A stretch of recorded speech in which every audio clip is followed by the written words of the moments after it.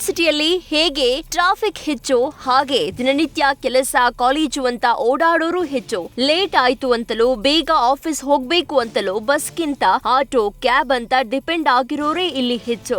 ಆದ್ರೆ ಇದನ್ನೇ ಬಂಡವಾಳ ಮಾಡ್ಕೊಂಡ ಕೆಲ ಆಟೋ ಚಾಲಕರು ಬಾಯಿಗೆ ಬಂದ ರೇಟ್ ಫಿಕ್ಸ್ ಮಾಡ್ತಾ ಇದ್ರು.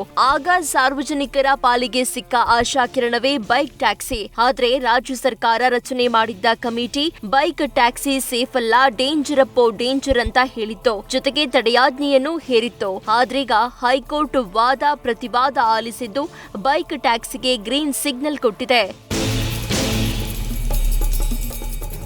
ರಾಜ್ಯದಲ್ಲಿ ಬೈಕ್ ಟ್ಯಾಕ್ಸಿಗಳಿಂದ ಸಂಚಾರ ನಿಯಮ ಉಲ್ಲಂಘನೆಯಾಗ್ತಾ ಇದೆ ಮತ್ತು ಆಟೋ ರಿಕ್ಷಾ ಚಾಲಕರ ಹಿತಾಸಕ್ತಿಗೆ ಧಕ್ಕೆಯಾಗ್ತಾ ಇದೆ ಅಂತ ರಾಜ್ಯ ಸರ್ಕಾರ ಬೈಕ್ ಟ್ಯಾಕ್ಸಿಗಳನ್ನ ನಿಷೇಧಿಸಿ ಆದೇಶ ಹೊರಡಿಸಿತ್ತು. ಈ ಆದೇಶವನ್ನ ಪ್ರಶ್ನಿಸಿ ಓಲಾ, ಊಬರ್, ರ್ಯಾಪಿಡೋ ಸೇರಿದಂತೆ ಹಲವು ಅಗ್ರಿಗೇಟರ್ ಕಂಪನಿಗಳು ನ್ಯಾಯಾಲಯದ ಮೆಟ್ಟಿಲೇರಿದ್ವು. ಆರಂಭದಲ್ಲಿ ಏಕಸದಸ್ಯ ಪೀಠವು ಸರ್ಕಾರದ ಪರವಾಗಿ ತೀರ್ಪು ನೀಡಿತ್ತು. ಈಗ ಹೈಕೋರ್ಟ್ನ ವಿಭಾಗೀಯ ಪೀಠವು ಈ ಆದೇಶವನ್ನ ಬದಲಿಸಿದ್ದು ಬೈಕ್ ಟ್ಯಾಕ್ಸಿಗಳಿಗೆ ಅವಕಾಶ ಕಲ್ಪಿಸಿದೆ.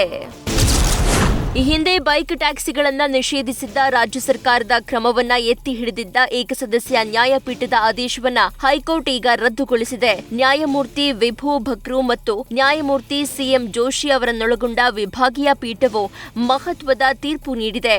ಬೈಕ್ ಟ್ಯಾಕ್ಸಿ ಸೇವೆ ನೀಡುವ ಓಲಾ ಮತ್ತು ಊಬರ್ ಕಂಪನಿಗಳು ಸಲ್ಲಿಸಿದ್ದ ಮೇಲ್ಮನವಿಯನ್ನ ಪುರಸ್ಕರಿಸಿದ ನ್ಯಾಯಾಲಯ ಬೈಕ್ ಟ್ಯಾಕ್ಸಿ ಕಾರ್ಯಾಚರಣೆಗೆ ಹಸಿರು ನಿಶಾನೆ ತೋರಿಸಿದೆ.